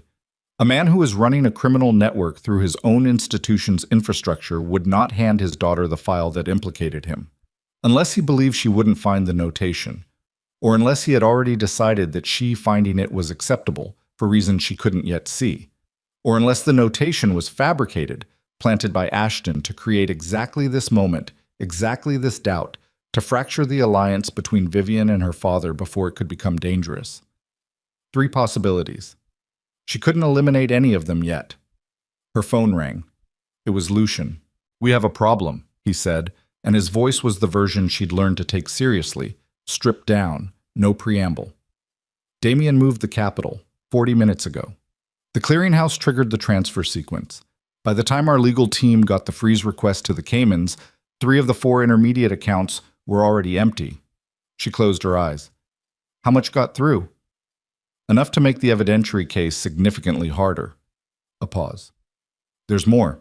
A regulatory complaint was filed in Brussels 40 minutes ago. Financial fraud, money laundering, unauthorized use of proprietary financial infrastructure." Another pause. "Vivian, the complaint names you as the principal." The room was very quiet around her. "They flipped it," she said. "They filed first," Lucian said. "If this complaint processes before we can counter it, the narrative becomes yours to disprove. The transaction records, the same ones in the audit file, can be read 2 ways. Ashton's access ran through credentials that, on paper, trace back to accounts you still technically hold as a former authorized principal of the group. She hadn't closed those accounts. She had walked away from the group 9 years ago and left the administrative loose ends because she had wanted nothing from them, not even the formality of a clean departure. And now those unclosed accounts were a door that someone had walked through and put her name above. "Where is Damian now?" she said. "Gone," Lucian said.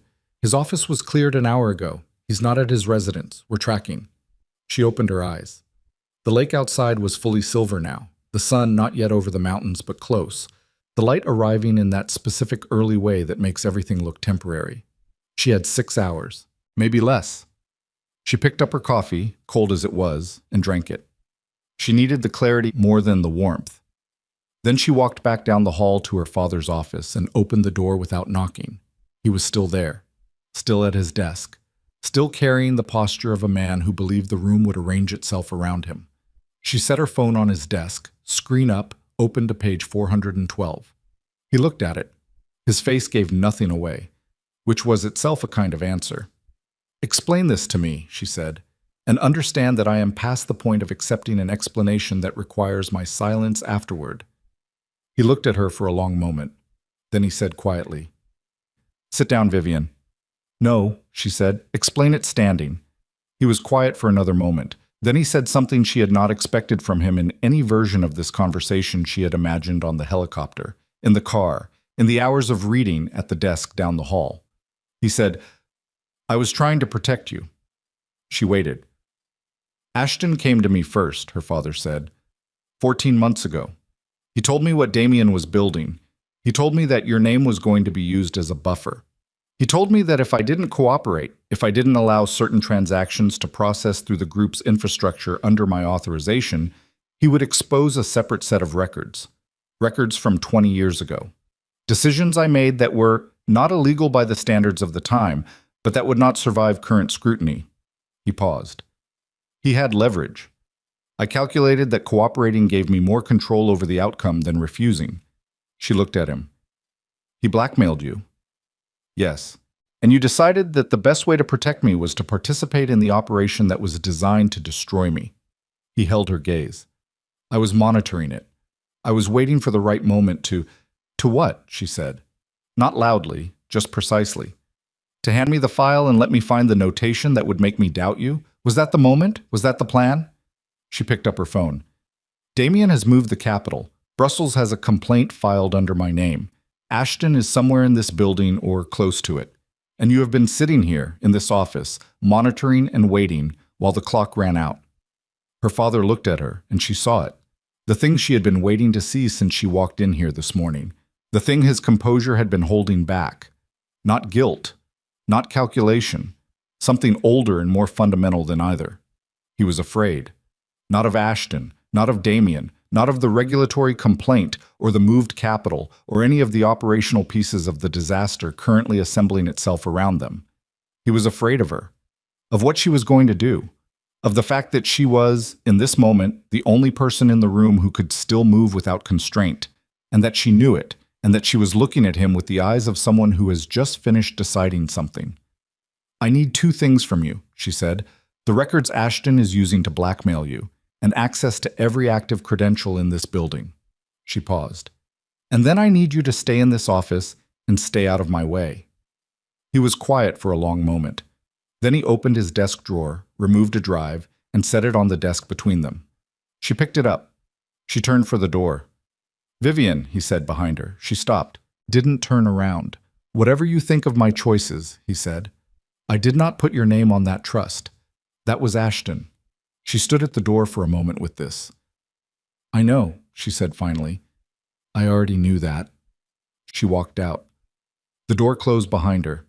She was in the corridor, the drive in her hand, the building quiet around her in the early morning, and she understood, with the specific clarity of someone who has just run out of versions of events that allow for anything less than total engagement, that she was done waiting, done managing, done being the quiet variable in other people's operations.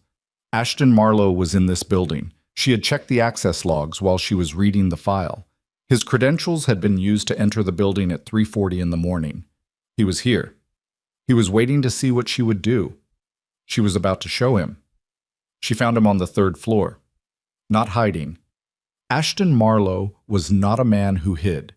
He was standing at a window in one of the secondary conference rooms, a cup of coffee in his hand, looking out at the lake the way a man looks at something he believes he has already won. He heard her come in. He turned around slowly, unhurried, and when he saw her face, he did something she had not expected.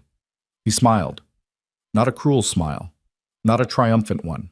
Something almost warm, which was worse than either of those things, because she recognized it.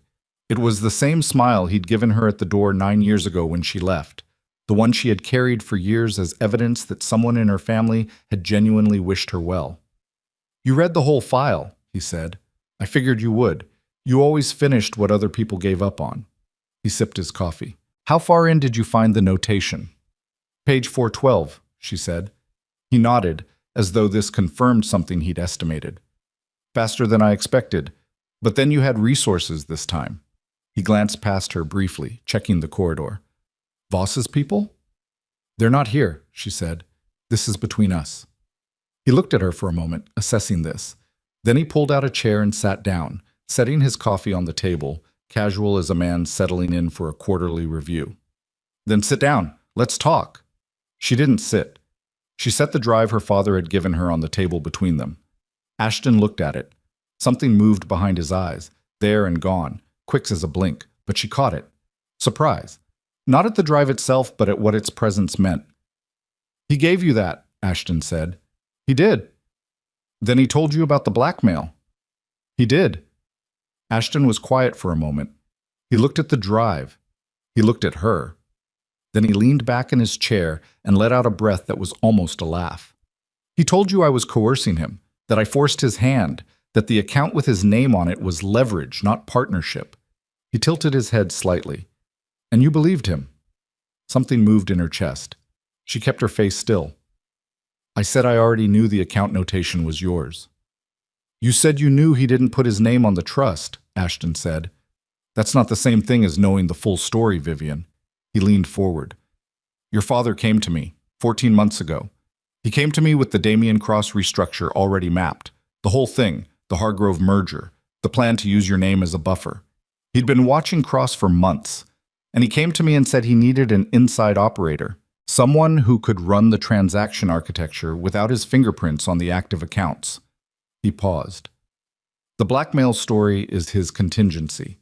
In case this moment happened, in case you found the file and came looking. The room was very quiet. He built the exit before he built the operation, Ashton said. That's who your father is. You know that. You've always known that. She stood with this. The specific weight of it.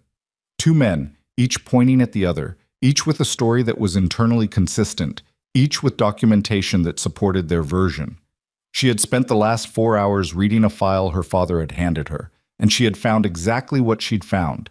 And now Ashton was telling her that the file was a curated gift. Prove it, she said. Ashton reached into his jacket and removed his own phone. He set it on the table and slid it toward her. On the screen was an audio file, already queued. She looked at it. She looked at him. Play it, he said. She picked up the phone. She pressed play. Her father's voice came out of the speaker, clear and unhurried, the voice of a man who believed he was in a secure room with a trusted nephew.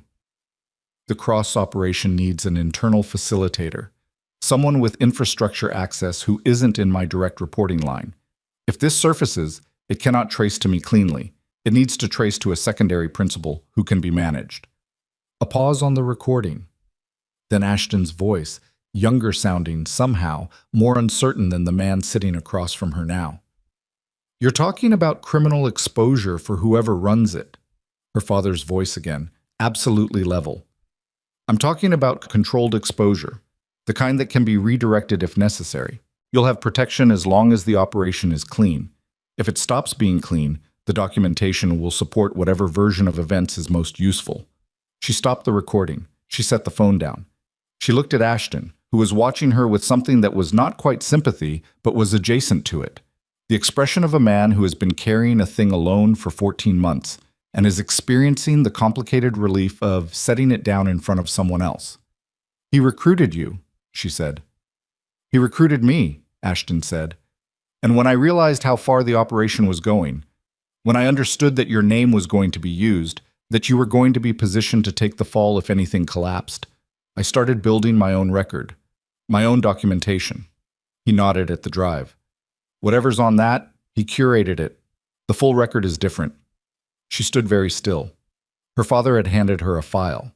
Ashton had a recording. She had two versions of the same events, presented by two men who each had every reason to be the one she believed. And somewhere in Brussels, a regulatory complaint was processing under her name, and Damien Cross was gone. And the capital had moved. She was out of time for determining which man was lying. I need the full record, she said. Your documentation. Everything. In exchange for what? Ashton said. In exchange for the fact that when this is over, whatever happens to you is determined by what you actually did rather than what my father says you did. He held her gaze. That's not a guarantee. No, she said. It's not. It's the best I have right now. A long moment. Then Ashton reached into his jacket again and removed a second drive, smaller than the one her father had given her, matte black, the kind of anonymous hardware that told you nothing about what it held. He set it on the table. Damien's server address is on there too, he said. The encrypted one. The one with the names at the far end of the network. He paused. I've had it for 6 months. I've been waiting to understand whether I'd need it. She picked up the drive. Why didn't you use it already? Because the names on it include people who make Damien Cross look like a parking violation, he said quietly, and I wasn't ready to be the person who surfaced them without protection. She put the drive in her pocket. She picked up her father's drive too because she wasn't leaving anything in this room that she couldn't account for.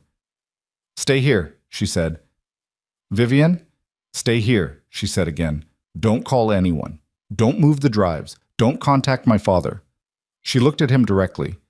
If you run, I will assume the worst version of your story is the true one, and I will make sure that version is the one on record. He held her gaze for another moment. Then he nodded, once, and picked up his coffee and turned back toward the window. She walked out. She called Lucian from the stairwell, moving fast, her footsteps sharp against the concrete. I need your encryption team on a server address in the next 10 minutes, she said the moment he picked up. I have the location of Damien's primary encrypted server. If we access it before he does, we have the names at the end of the network. Where are you? Still in the building. I need remote access for your team. I'll send credentials from the secondary drive in 2 minutes. She was already moving toward the main server room on the second floor, which she could access with the building credentials her father had authorized. And Lucian, I need you to pull everything we have on my father, full profile. I want it in front of me in 30 minutes. A pause. Your father? Yes. A shorter pause this time. Lucian understood how to read the economy of her sentences. I'll have it. She ended the call. She was at the server room door. She ran the credentials. The door opened. The room was cold and humming, rows of black towers and blue light, the specific atmosphere of a place that existed entirely to process information and had no interest in the humans who occasionally walked through it. She moved to the primary access terminal and plugged in Ashton's drive and opened the file directory. The server address was there. She copied it. She sent it to Lucian's encryption team with the access credentials. Then she opened the second file on the drive. It was not what she expected. It was not transaction records or financial documentation. It was a correspondence file, emails, encrypted messages, a series of communications spanning 14 months. She scrolled through them quickly, reading subject lines, sender addresses, dates. The most recent message was from 4 days ago, sent to an address she didn't recognize. She opened it. It was from Damien Cross, not to Ashton, to someone identified only by a numbered address. The message was 3 sentences. The Marlowe woman is out of the marriage. The regulatory buffer is in place. Confirm receipt of final authorization for Phase 2. She stared at the words. Phase 2. She had been operating on the assumption that the operation she was dismantling was complete in itself. The merger, the capital movement, the use of her name as a financial buffer. A contained scheme with defined boundaries. Phase 2 meant there was more. Phase 2 meant the merger and the capital, and her name were not the destination. They were the preparation. Her phone buzzed. Lucian. The encryption team is in, he said. They're pulling from the server now. Vivian. A pause. The kind that precedes information a person is deciding how to frame. There are 47 names on this server. 11 jurisdictions. This is not a merger scheme. I know, she said. What is it? It's an acquisition architecture, Lucian said. Someone has been buying access. Regulatory access, judicial access, intelligence infrastructure access, across 11 countries. The Hargrove merger was one piece. The Marlowe Group's infrastructure was another piece. The capital movement was the funding mechanism. He paused. Whoever is at the top of this has been building towards something for at least 5 years. The cross operation was one node. There are at least 6 others we can see from what's on this server. She leaned against the server room wall. The cold of it came through her coat. The names at the top, she said. Who are they? A pause that lasted long enough to tell her something before Lucian spoke. 3 of them are sitting government officials, he said. 2 European, 1 American. 2 of them are heads of private financial institutions with regulatory authority in their sectors. He paused again. And one of them, Vivian, one of the names at the very top of this architecture. Her phone buzzed again. A different alert. She pulled it from her ear and looked at the screen. It was a notification from the building's internal security system, which she had quietly given herself access to when she pulled the credentials from her father's authorization. Camera 7. Third floor conference room. Ashton Marlowe was no longer in the conference room. He had left approximately 4 minutes ago. The camera showed him walking toward the elevator bank, phone to his ear. She put the phone back to her ear. "Tell me the last name," she said to Lucian. "It's your father, Vivian," Lucian said. "He's not a peripheral beneficiary. He's a principal architect. He's been building this for 5 years." She closed her eyes for 2 seconds. No more. Then she opened them and pushed off the wall and moved. She came out of the server room at a run. The elevator was already gone. Ashton had taken it up, which meant he was going to her father, which meant her father would know within the next 60 seconds that she had the server data and the correspondent file and the name at the top of the architecture. She hit the stairwell, took the stairs 3 at a time, her hand on the railing, her breath coming in hard pulls, the drive in her jacket pocket hitting against her ribs with every stride. Second floor landing, turn, third floor, door. She came through the stairwell door into the corridor and saw Ashton 30 feet ahead of her, still moving, phone down now, hand reaching for her father's office door. "Ashton!" She said it loud and flat. He stopped, turned. She was already moving toward him. Step away from the door. His face had changed from the conference room shout. The controlled composure was gone, replaced by something more ragged. A man who had been holding a position for too long and felt it slipping. "You don't understand what you're walking into," he said. "Whatever Voss's team found on that server, you can't use it the way you're thinking. The people on that list will not sit still. They have reach you cannot—" "I know what's on the list," she said. She was 10 feet from him now. "I know my father's name is on it. I know Phase 2 is running, and I know you just called him to tell him I know." She stopped directly in front of him. "What I don't know yet is which side of this you're actually on, and you have about 15 seconds to help me understand that before it stops mattering." Ashton looked at her. His jaw was tight. There was sweat at his temple despite the cold. "He will burn everything," Ashton said, low and fast. "That's what Phase 2 is. If the primary architecture is exposed, there's an automatic collapse sequence. Accounts emptied, records wiped. The whole thing disappears and leaves behind a clean narrative with your name holding every piece of it. He designed it that way from the beginning. Your absence from the group, your marriage to Ethan, the divorce, the regulatory complaint in Brussels. It's all sequential. It's all been leading to a moment where you are the story and he disappears." She stared at him. "The recording I played you," Ashton said. "That's real, but it's also incomplete. He didn't just recruit me to run the transactions. He recruited me to be the one you'd find." His voice had dropped to something barely above a breath. "I was built into the operation as the explanation. The rogue nephew. The inside betrayer. You find me, you find the transactions, you find the connection to Damien, and the trail ends there. Your father's name on that trust was supposed to be findable. It was supposed to make you doubt him just enough to slow you down while the collapse sequence ran." The corridor was very quiet. "You're telling me you're a planted false lead," she said. "I'm telling you I was supposed to be," he said. "I'm telling you I've spent 6 months trying to decide whether to let that happen or to blow the whole thing open." He held her gaze. "I gave you the server address, Vivian. I gave you the correspondence file. If I was still running his play, I wouldn't have done that." She looked at him, at the sweat on his temple, at the specific quality of his stillness. Not the controlled stillness of a man in command of a situation, but the rigid stillness of a man standing at the edge of something he can't take back. Behind her father's office door, she could hear, faintly, just barely, the sound of a phone call, her father's voice too low to make out words, with the cadence of a man issuing instructions, the collapse sequence. She turned to the door. She put her hand on the handle. "If you go in there now," Ashton said behind her, "he will initiate it the moment he sees you. He needs 60 seconds to complete the authorization. You won't be able to stop it once it starts." She stood at the door with her hand on the handle and did the calculation. Her father on the phone inside. 60 seconds to a collapse that would empty the accounts, wipe the records, and leave her name on a clean Brussels complaint as the sole visible party to 11 jurisdictions worth of financial crime. Lucian's team on the server, pulling data, but pulling took time, and if the server was wiped from her father's end before the extraction was complete, there would be nothing left but 47 names with no transactions attached to them, which was not evidence, which was nothing. She looked at Ashton. "Can you interrupt the authorization sequence?" she said. "If I'm inside the system," he said. "If I have 30 seconds at a terminal before he completes it." "There's a terminal in the server room," she said. "Second floor. Go." He moved. She let him go. She turned back to the door and stood there, one hand on the handle, listening to her father's voice on the other side of it. Still too low to make out, still moving with the cadence of a man completing a transaction.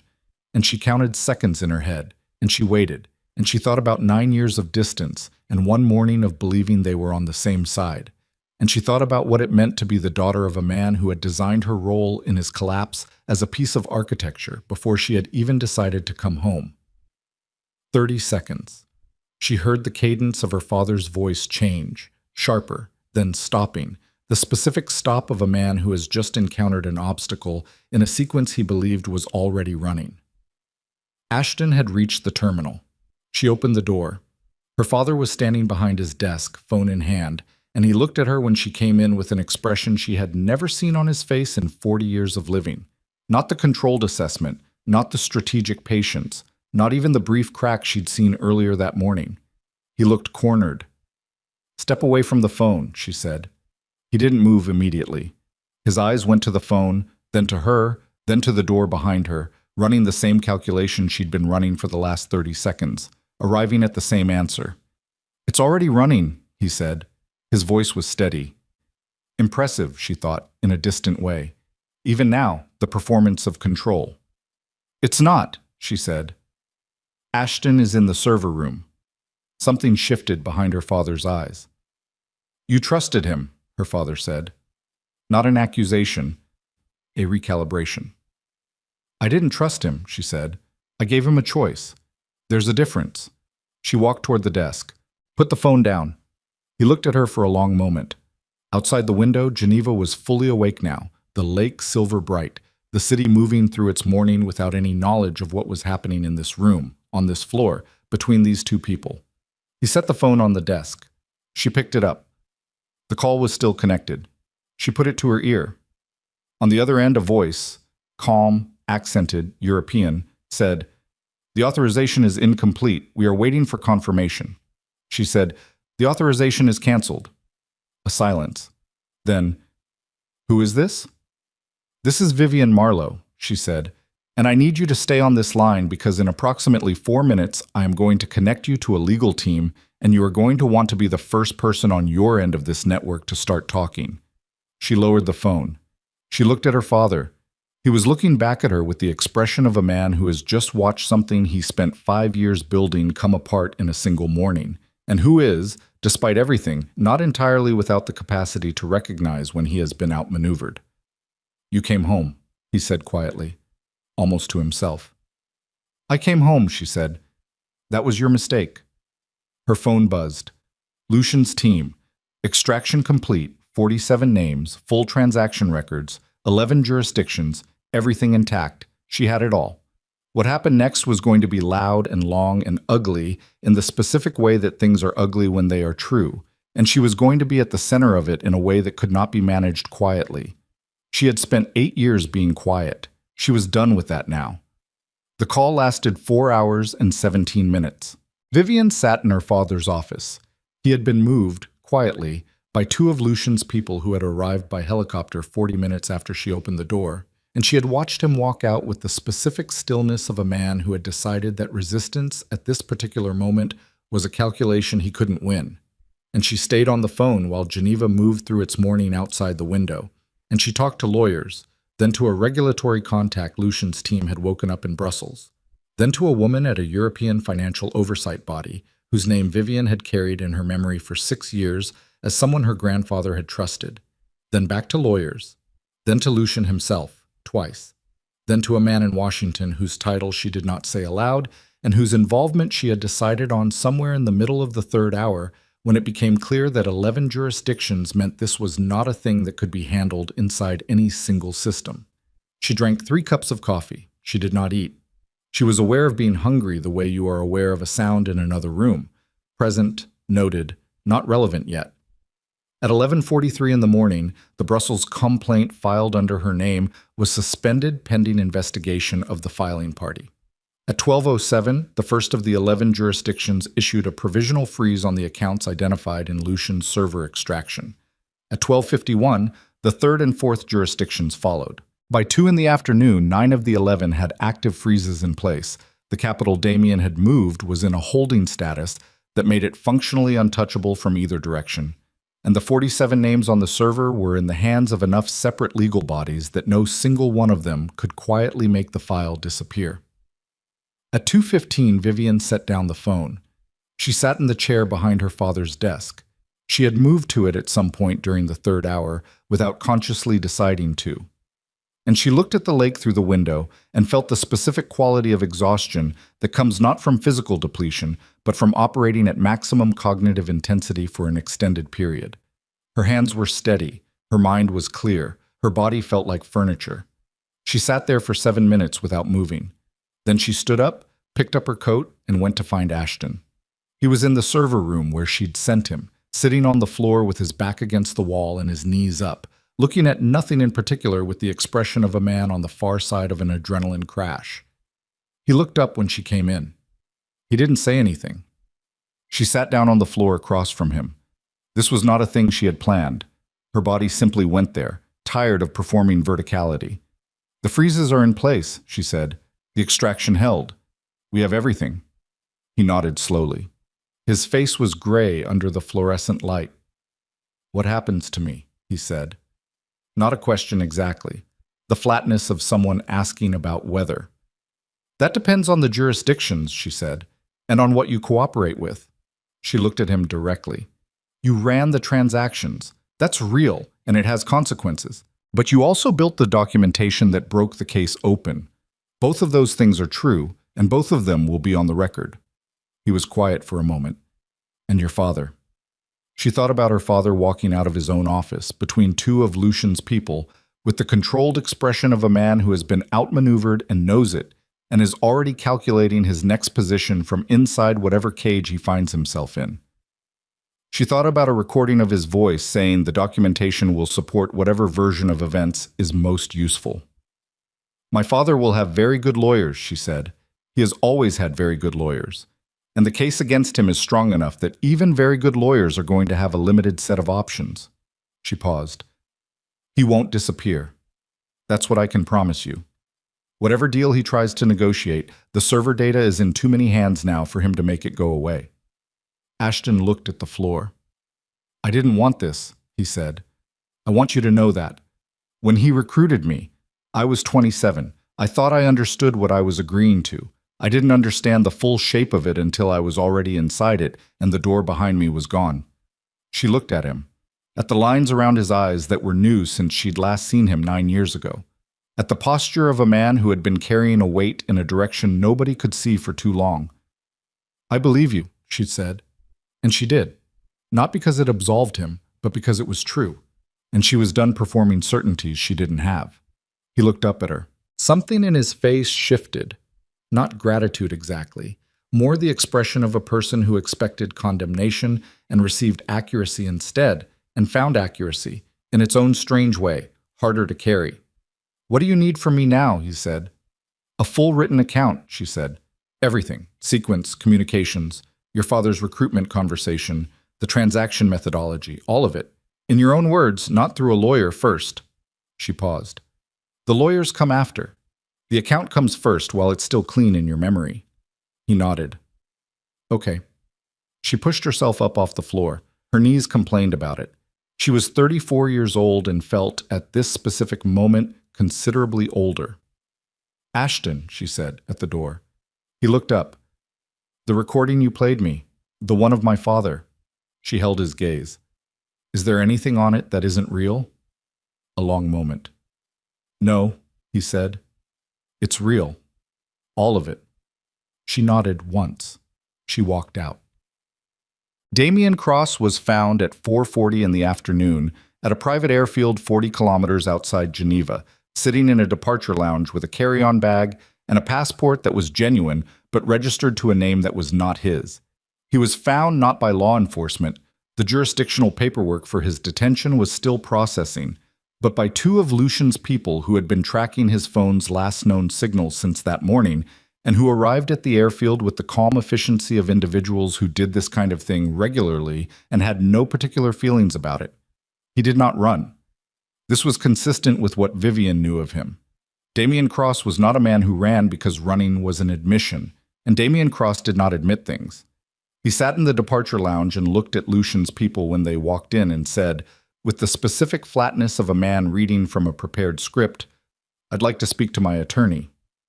"You'll have that opportunity," one of Lucian's people said. "In the meantime, the gentleman who owns this airfield has asked that the flight be delayed." Damien looked at them for a long moment.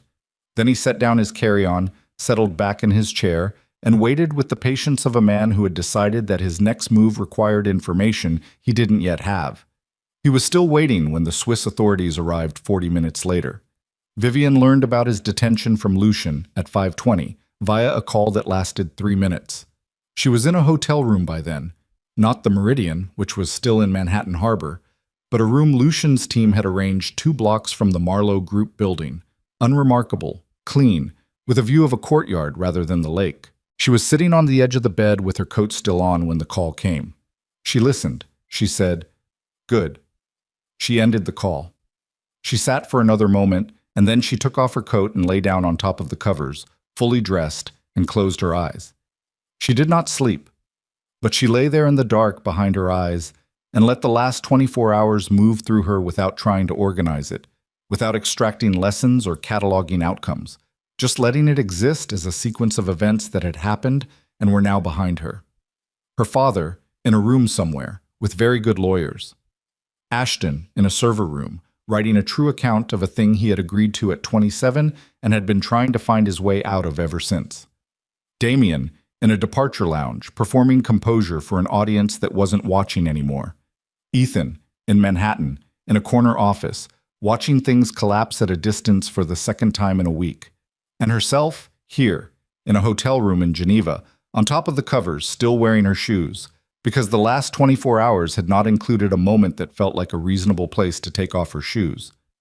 She thought about the woman who had sat across from Ethan in a divorce lawyer's office and signed papers for a settlement that was less than she deserved because she had not wanted to fight. She thought about what she had believed that woman was: careful, contained, making a deliberate choice to be small. She understood now that smallness, even when chosen, does something to you over time. It teaches you to expect small things.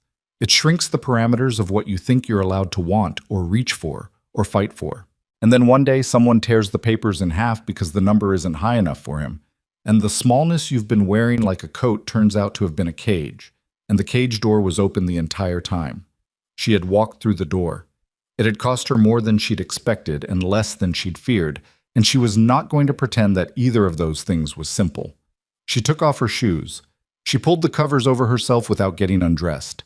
She slept for 4 hours, and when she woke up, it was dark outside and she was, for the first time in a very long time, hungry. Ethan called the following morning.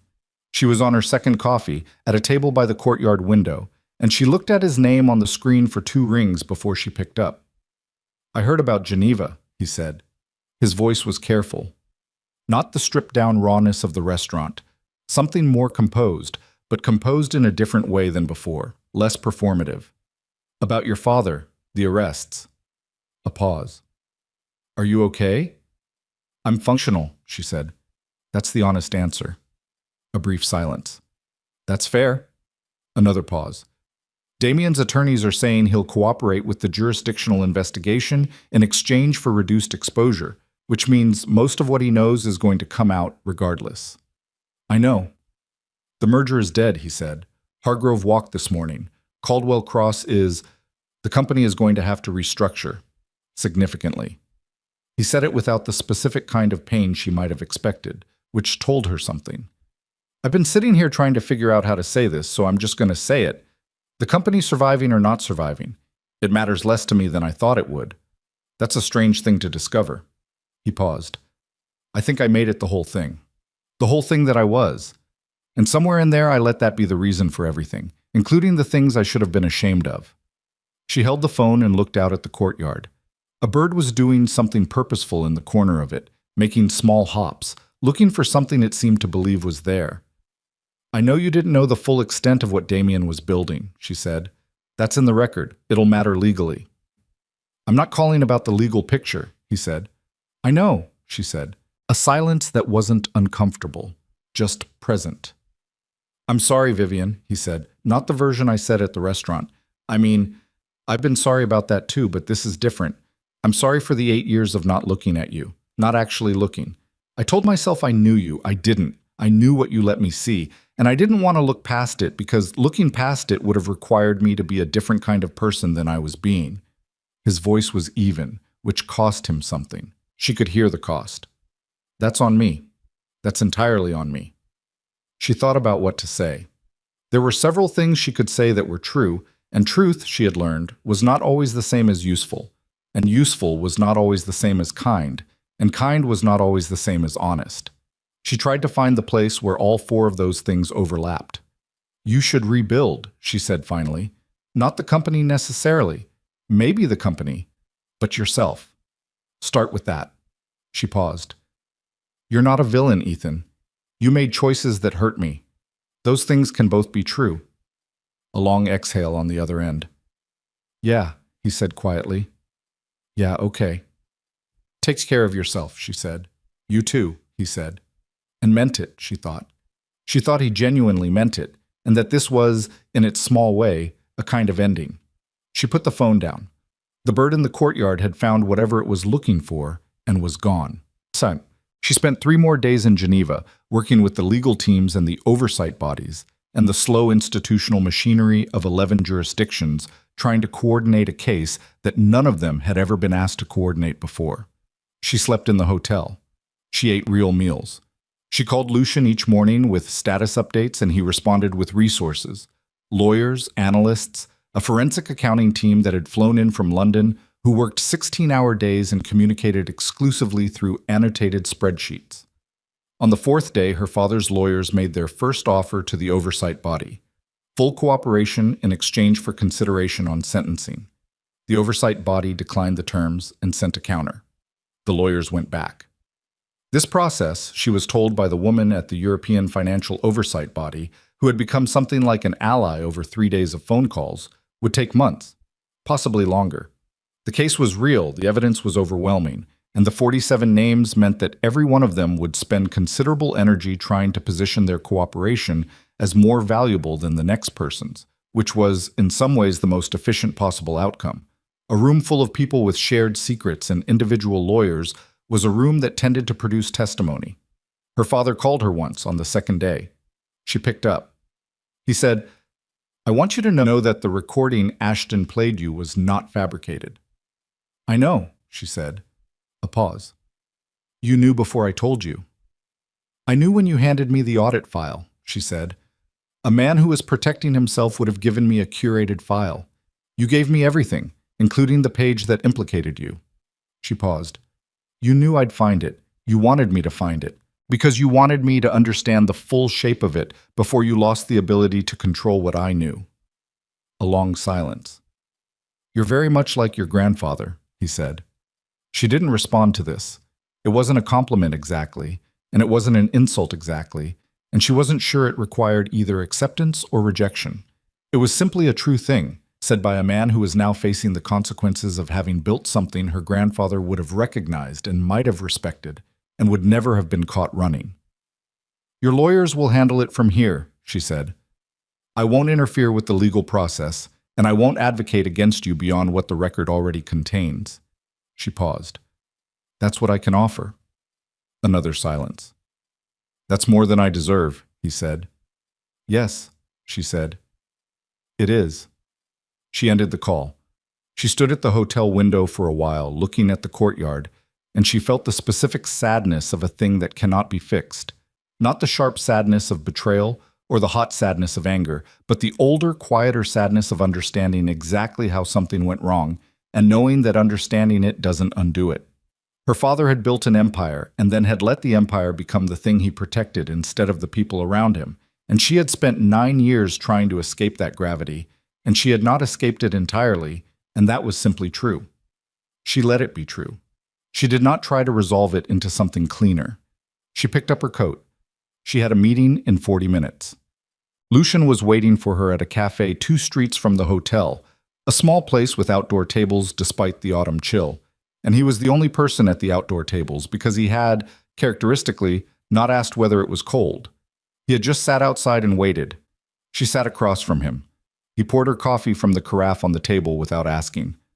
"The Hargrove board issued a statement this morning," he said. "They're positioning as victims of the cross operation. Their lawyers are faster than I expected." "They'll probably land on the right side of it," she said. "Hargrove himself didn't know the depth of it. He knew enough to be careful, and he wasn't careful enough, but that's a different category." Lucian nodded. He wrapped his hands around his own coffee cup. The morning was cold and clear, the Alps visible at the end of the street, knife-edged against a pale sky. "What are you going to do with the Marlowe Group?" he said. She had been thinking about this. 3 days of institutional machinery and legal coordination had given her a thorough education in the current state of the organization her grandfather had built and her father had run, and Ashton had used as infrastructure for a network none of them should have been building. The group itself was not criminal. The institution was sound, its legitimate contracts intact, its staff largely unaware of the transactions that had run through the infrastructure. What it needed was what it had not had in 9 years. Someone at the top who understood what it was and what it was not, and who was not willing to blur that line for the sake of a larger play. "I'm going back in," she said. "Interim, while the legal process runs. Then formally, if the board agrees. Which they will." She paused. "The group is good work, underneath everything my father built on top of it. It does real things, protection, security architecture, information systems that keep people safe. I'm not burning it down because he corrupted the top floor." Lucian looked at her. "That's a significant thing to take on." "I know. The people on that 47-name list who aren't already in custody are going to view the Marlowe Group under your leadership as a threat," he said. "Some of them are not people who respond to threats by waiting for legal process." "I know that too." She met his eyes. "Is that your version of asking whether I've thought this through?" "It's my version of saying I want to know what the plan is," he said. "Because if there's a plan, I want to understand it. And if there isn't yet, I want to be in the room when you build it." She looked at him. At the man who had spent 3 years searching for her because he believed he owed her a debt, and who had arrived in Manhattan Harbor with a black and gold superyacht and 8 security personnel and the willingness to stand next to her in whatever came next. Not because he needed something from her, or because he was managing her, or because she was useful to him in the way she had been useful to so many other people, but because the debt had been real, and he was a man who paid his debts, and because somewhere in the 3 months he'd spent watching her from a distance before he made contact, he had understood that she was someone worth standing next to. "There's a plan," she said. "It's not finished. It'll take 2 weeks to finish it, and I'll need your legal team for part of it, and your network contacts for another part." She paused. "And I'll need you to let me run it. Not alongside me. Not managing the risk. Me, running it, with your resources behind it." He was quiet for a moment. The cold air moved between them. "I'm not good at letting people run things," he said. "I know," she said. "Neither am I. We'll figure it out." Something moved at the corner of his mouth.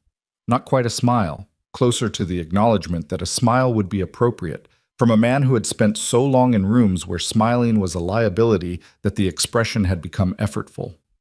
"All right," he said. She drank her coffee. He drank his. The Alps sat at the end of the street, white and permanent and completely indifferent to the particular human machinery that had been running itself to pieces for the last week in their shadow. She flew back to New York 9 days later. The Meridian was still in the harbor. Lucian had left it there, which she had not asked him to do and which she had not mentioned when she found out, because it was the kind of gesture that didn't require comment in either direction. She went to the hotel she'd been staying in since the night of the divorce signing, packed the small number of things she had there, and paid the bill. Then she went to an apartment she had leased 3 days earlier, in a neighborhood she'd chosen because it was hers. Not a place she'd shared with Ethan, Not a place connected to the group, not a place selected by anyone with resources or angles or a strategic view of where Vivian Marlowe should be positioned. Just an apartment, fourth floor, south-facing windows. A kitchen that needed new hardware on the cabinet doors and would get it when she had a day that wasn't already full. She stood in the empty living room for a few minutes. The light came in from the south and moved across the floor in the specific way of afternoon light, slow and without urgency. She had a phone call with the Marlowe Group's general counsel in an hour. She had a briefing from Lucian's forensic accounting team at 4. She had, at some point in the next 2 weeks, a conversation to finish with Ashton, who had submitted his written account and was now working with 2 jurisdictional authorities simultaneously and managing this, by all reports, with a straightforwardness that suggested he had decided, finally, that transparency was the only position he had left. She had, at some point that was further away than any of this, the work of figuring out who she was in the absence of a marriage, a family operation gone wrong, and an 8-year practice of being invisible. She did not expect this to be simple or fast. She expected it to be the actual work, the kind that didn't come with a clear methodology or a definable end state, the kind you just did, daily, until one morning you woke up and realized you'd been doing it long enough that it had become who you were. She was not afraid of that work. She had done harder things in the last 10 days than she had done in the preceding 8 years, and she had done them without falling apart. And while she was not particularly interested in congratulating herself for this, it had been necessary, and she had done what was necessary, which was simply what the situation required. She did allow herself to note it, to carry it with her as a fact. She had been tested at the exact dimensions of her actual capability, and she had held. Her phone buzzed. A message from Lucian. The last 2 jurisdictions confirmed freezes. Full 11. It's done. She read the message. She looked out the south-facing windows at the city she had lived in for 10 years, the city where she had been quiet and then been louder than she'd ever intended, and was now standing in an empty apartment with afternoon light on the floor, something she hadn't had a word for until recently. Present. That was the word. She was fully, entirely present in her own life, for the first time in longer than she wanted to calculate. She typed back, "Good. Call me at 6. She put the phone in her pocket. She stood in the empty room for another moment, in the light, and she thought about the woman who had signed the divorce papers in the rain and whispered one day, "You'll understand what you lost," and walked out into the city with nowhere particular to go. She understood that woman, understood her completely, every calculation and every compromise and every morning of choosing the smaller version of herself, because the smaller version was what the life she'd built seemed to require. She did not pity that woman. She had been her, and being her had been the path to being this. And this was something she had not known she was capable of becoming until she had become it. She had one more call to make before the general counsel. She sat down on the floor, back against the wall. She had no furniture yet. That was a tomorrow problem. And she called a number she had been given by the woman at the European Financial Oversight Body, a referral, a contact at an international protection foundation that worked on exactly the kind of systemic corruption the 47-name network had been running. The call connected. She said her name. She said what she had and what she was building. She said what she thought it could do if the right resources were behind it. The person on the other end listened without interrupting. When she finished, there was a brief silence. Then they said, "We've been waiting for someone to bring us this." "I know," she said. "I wasn't ready before." "And now?" She looked at the afternoon light moving across the empty floor of her new apartment, slow and unbothered, going wherever it was going. "Now I am," she said. Outside, the city moved through its afternoon without knowing or caring what had shifted inside one fourth-floor south-facing apartment, and this was exactly as it should be, because the things that actually change the shape of the world rarely announce themselves, rarely arrive with black and gold superyachts and harbor-wide spectacle, rarely look like anything from the outside except a woman sitting on the floor of an empty room, making a phone call, beginning the next thing. The light moved. The city moved. Vivian Marlowe sat in the middle of her own life and did not look away from any of it. And that, in the end, was the whole of it.